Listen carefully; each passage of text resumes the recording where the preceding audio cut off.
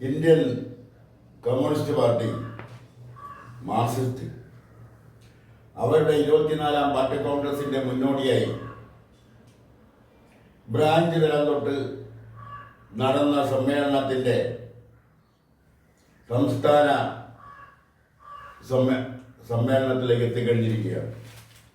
ഇന്ന് കൊല്ലത്ത് വെച്ച് 24-ാമത് സംസ്ഥാന സമ്മേളനം, 24-ാമത് പാർട്ടി കോൺഗ്രസിന്റെ ഭാഗമായി കേരള സംസ്ഥാന സമ്മേളനം കൊല്ലത്ത് ശ്രീ KN ബാലഗോപാൽ പതാക ഉയർത്തിയതോടെ ആരംഭിച്ചു. അവരുടെ പ്രതിനിധി സമ്മേളനം എന്ന് പറയുന്നത് വളരെ രഹസ്യമായ ചർച്ചകളും രഹസ്യമായ തീരുമാനങ്ങളും ഒക്കെ എടുക്കുന്നതാണ്. അവിടെ പത്രപ്രവർത്തകർക്കോ അതുപോലുള്ള മറ്റാർക്കുമായി പ്രവേശനം ഉണ്ടാവില്ല. കമ്മ്യൂണിസ്റ്റ് പാർട്ടിയുടെ, ഇന്ത്യൻ കമ്മ്യൂണിസ്റ്റ് പാർട്ടിയുടെ, അതായത് അവിഭക്ത കമ്മ്യൂണിസ്റ്റ് പാർട്ടിയുടെ സംസ്ഥാന secretary Shri MN Govindan Nair. MN Govindan Nair സംസ്ഥാന സെക്രട്ടറി ആയിരിക്കുമ്പോഴാണ് കൽക്കട്ട പാർട്ടി കോൺഗ്രസിൽ വെച്ച് പാർട്ടി പറയുന്നത്. അതിനുശേഷം കൂടിയ കമ്മ്യൂണിസ്റ്റ് മാർക്സിസ്റ്റ് പാർട്ടിയുടെ പ്രഥമ സമ്മേളനം, രൂപീകരണ സമ്മേളനം.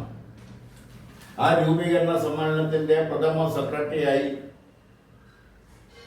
തിരഞ്ഞെടുത്തത്, സംസ്ഥാന സെക്രട്ടറിയായി തിരഞ്ഞെടുത്തത് ശ്രീ CH കടാരനെയാണ്. അതിലെ സെക്രട്ടറി, ജനറൽ സെക്രട്ടറിയായി തിരഞ്ഞെടുത്തത് ശ്രീ P സുന്ദരയ്യെ. CH കടാരന് ശേഷം ശ്രീ AK ഗോപാൽ സംസ്ഥാന സെക്രട്ടറി ആവുന്നു. AK ഗോപാലിന് ശേഷം ശ്രീ EK നായനാർ. EK നായനാറിന് ശേഷം ശ്രീ VS അച്യുതാനന്ദൻ. ശ്രീ VS അച്യുതാനന്ദന് ശേഷം ശ്രീ ചടയൻ ഗോവിന്ദൻ. ശ്രീ ചടയൻ ഗോവിന്ദന് ശേഷം ശ്രീ പിണറായി വിജയൻ. ശ്രീ പിണറായി വിജയന് ശേഷം ശ്രീ കോടിയേരി ബാലകൃഷ്ണൻ. ശ്രീ കോടിയേരി ബാലകൃഷ്ണന് ശേഷം ശ്രീ MV ഗോവിന്ദൻ. ആ MV ഗോവിന്ദൻ സംസ്ഥാന സെക്രട്ടറിയായി ഇരുന്നുകൊണ്ടാണ് ഇന്നത്തെ സംസ്ഥാന സമ്മേളനത്തിന്റെ പതാക ഉയർന്നത്. നിരവധി പാർട്ടി കോൺഗ്രസ് എന്ന് പറയുമ്പോൾ, ആ പാർട്ടി കോൺഗ്രസിന് മുന്നോടി നടക്കുന്ന സമ്മേളനങ്ങൾ എന്ന് പറയുമ്പോൾ പുതിയ പുതിയ നയരൂപീകരണങ്ങളും പാർട്ടിയുടെ ലൈനിൽ അടിസ്ഥാനപരമായി എന്തെങ്കിലും മാറ്റങ്ങൾ വരുത്തേണ്ടതുണ്ടെങ്കിൽ ആ മാറ്റം വരുത്തുന്നതിനെ കുറിച്ചുള്ള ചർച്ചകളും അഭിപ്രായങ്ങളും നിർദ്ദേശങ്ങളും അതിനൊടുവിൽ എടുക്കുന്ന തീരുമാനങ്ങൾ, ആ തീരുമാനങ്ങളാണ് അടുത്ത 3 വർഷം വരെ നിലനിൽക്കുന്നത്. അടുത്ത പാർട്ടി കോൺഗ്രസിൽ മാത്രമേ ആ തീരുമാനത്തിൽ മാറ്റങ്ങൾ വരുത്താൻ അവകാശമുള്ളൂ, മാറ്റങ്ങൾ വരുത്താൻ കഴിയും. അടിയന്തര പ്രാധാന്യമുള്ള എന്തെങ്കിലും മാറ്റങ്ങൾ വരുത്തേണ്ടതുണ്ടെങ്കിൽ അതിന് അടിയന്തരമായി ചില പ്രധാനപ്പെട്ട പാർട്ടി നേതാക്കൾ, പ്രതിനിധികളെ പങ്കെടുപ്പിച്ചുകൊണ്ട് ഒരു സമ്മേളനം നടത്തും. അതിനെയാണ് പാർട്ടി പ്ലീനം എന്നറിയപ്പെടുന്നത്. അങ്ങനെ പാർട്ടി പ്ലീനങ്ങൾ നടത്തിയിട്ടുണ്ട്. എന്തായാലും ഈ സംസ്ഥാന സമ്മേളനത്തിൽ വളരെ അധികം ഒച്ചപ്പാടുണ്ടാക്കാനും വളരെയധികം ചർച്ചകൾക്ക് വിധേയപ്പെടാനും ഒക്കെ ഉള്ള ഒരു വിഷയം കാര്യം രാഷ്ട്രീയ പ്രമേയത്തിലുണ്ട്. അത് BJPയെ വിലയിരുത്തുന്നതിലാണ്. BJP ഫാസിസ്റ്റ് അല്ല, നവ ഫാസിസ്റ്റുമല്ല. ആ സ്വഭാവത്തിലേക്ക് അവർ മാറുന്നുണ്ടോ എന്ന് നിരീക്ഷിക്കണം. ഇപ്പോൾ അത് ജനാധിപത്യപരമായി ആയിട്ടാണ് പ്രവർത്തിക്കുന്നതെങ്കിൽ തന്നെയും ഫാസിസ്റ്റ് പ്രവണത ചില കാലങ്ങളിൽ ഉണ്ടാകാൻ സാധ്യതയുണ്ട് എന്നാണ്. അതായത് നിലവിലെ ഫാസിസ്റ്റ്, വർഗീയ ഫാസിസ്റ്റ് എന്ന നിർവചനം BJPക്ക് ചാർത്തിരുന്ന ആ നിർവചനം മാറ്റിയിരിക്കുന്നു. അതിനെ സ്വാഗതം ചെയ്തുകൊണ്ട് BJPയുടെ നേതാക്കൾ തന്നെ രംഗത്ത് വന്നിട്ടുണ്ട്. അതിനെ വിമർശിച്ചുകൊണ്ട് സർക്കാരിന്റെ ഘടകകക്ഷി അല്ലെങ്കിൽ ഇടതുപക്ഷ ജനാധിപത്യ മുന്നണിയുടെ ഘടകകക്ഷിയായ CPIയും നക്സലൈറ്റ് സംഘടനയായ CPIML, KN Ramendran general secretary ആയിട്ടുള്ള CPI ML രംഗത്ത് വന്നിട്ടുണ്ട്. വിമർശനപരമായി രംഗത്ത് വന്നിട്ടുണ്ട്. അതുകൊണ്ടാണ് അത് ഈ സംസ്ഥാന സമ്മേളനത്തിന് ശേഷം നടക്കുന്ന പാർട്ടി കോൺഗ്രസിൽ വളരെയധികം ഒച്ചപ്പാടുകളും വളരെയധികം കാര്യഗൗരവമായ ചർച്ചകളും ആ ചർച്ചകളുടെ അടിസ്ഥാനത്തിൽ വ്യത്യസ്തങ്ങളായ അഭിപ്രായങ്ങൾ ഉണ്ടാവുമെങ്കിൽ തന്നെയും എടുക്കുന്ന തീരുമാനം ഐകണ്ഠേനയായിരിക്കുമെന്ന്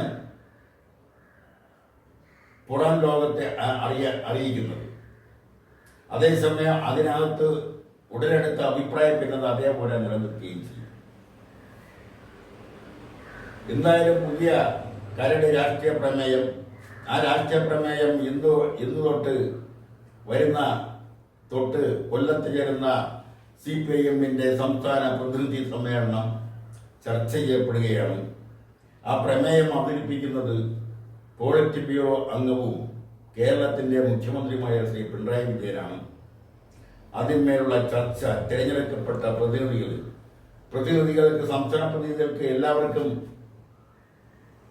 ചർച്ചയിൽ പങ്കെടുക്കാനാവില്ല. അതാത് ജില്ലാ കമ്മിറ്റി ജില്ലയിൽ നിന്നുള്ള പ്രതിനിധികൾ യോഗം ചേർന്ന് ഒരു ജില്ലയ്ക്ക് എത്ര പ്രതിനിധികൾക്കാണ് സംസാരിക്കാനുള്ള അവസരം കിട്ടുക, അതിന് എത്ര സമയമാണ് കിട്ടുക എന്നത് വിലയിരുത്തിക്കൊണ്ട് അതാത് ജില്ലാ പ്രതിനിധികൾ ഒത്തുചേർന്നുകൊണ്ട് ആരെല്ലാമാണ് ജില്ലാ പ്രതിനിധി സമ്മേളനത്തിൽ സംസാരിക്കേണ്ടതെന്നും അത് എങ്ങനെയായിരിക്കണം സംസാരിക്കേണ്ടതെന്നും ഏത് വിഷയത്തിലൂന്നിയായിരിക്കണം സംസാരിക്കേണ്ടതെന്നും അത് എങ്ങനെയാണ് അവതരിപ്പിക്കേണ്ടതെന്നുമെല്ലാം അതാത് ജില്ലാ പ്രതിനിധികൾ കൂടിയിരുന്ന് ആലോചിച്ച് തീരുമാനമെടുത്താണ് അവർ പ്രതിനിധി സമ്മേളനത്തിൽ സംസാരിക്കേണ്ടുന്ന പ്രതിനിധികളെ ചുമതലപ്പെടുത്തി വിടുന്നത്. എന്നാൽ അത്രയും കെട്ടുറപ്പുള്ള ഒരു രാഷ്ട്രീയ പ്രസ്ഥാനമാണ്. പലപ്പോഴും ആ കെട്ടുറപ്പിലൊക്കെ അയവ് വന്നിട്ടുണ്ടെങ്കിൽ തന്നെയും അടിസ്ഥാനപരമായ ആ കെട്ടുറപ്പ് നിലനിർത്തിക്കൊണ്ടു പോകാൻ തന്നെയാണ് ഇപ്പോഴും ശ്രമിച്ചുകൊണ്ടിരിക്കുന്നത്. തൊട്ടു പിന്നാലെ CPI-യുടെ പാർട്ടി കോൺഗ്രസ് നടക്കാൻ പോകുന്നു. അവരുടെ ലോക്കൽ സമ്മേളനങ്ങൾ നടന്നുകൊണ്ടിരിക്കുന്നു.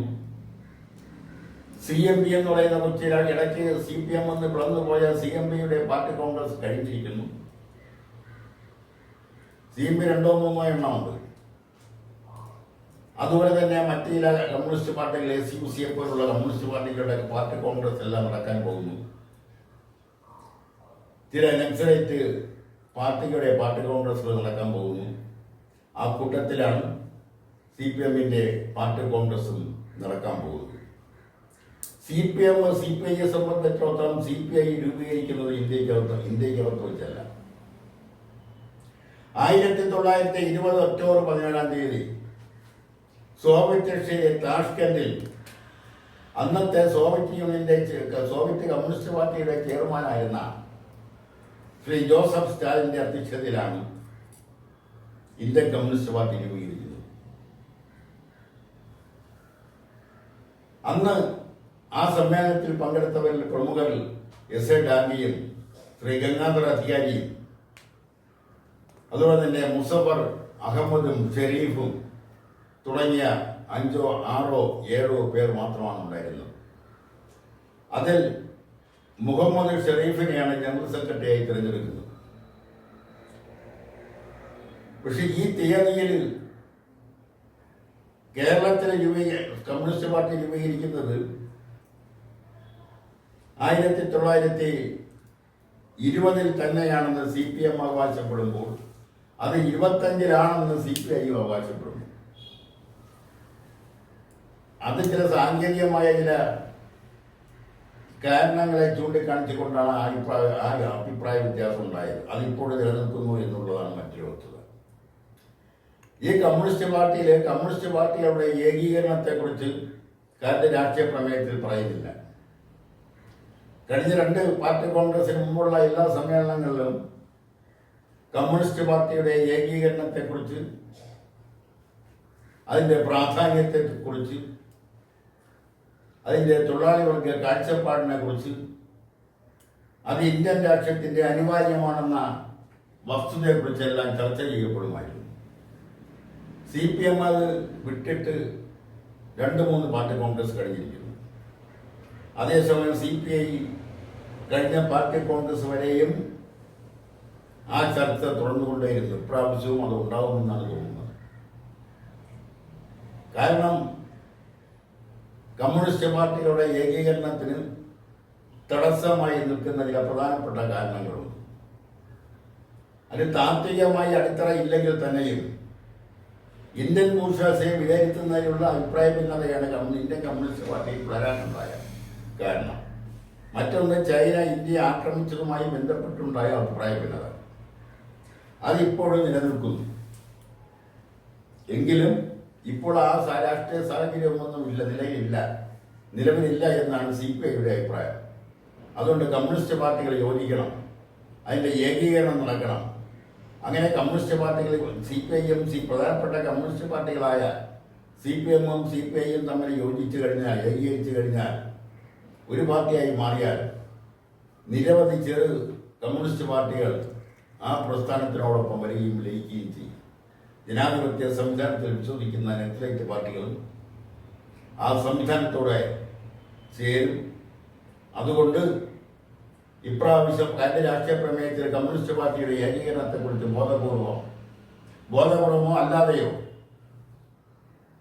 CPMന്റെ പാർട്ടി കോൺഗ്രസിന്റെ കാര്യ രാഷ്ട്രീയ പ്രമേയത്തിൽ നിന്നും ഒഴിവാക്കിയിരിക്കുകയാണ്.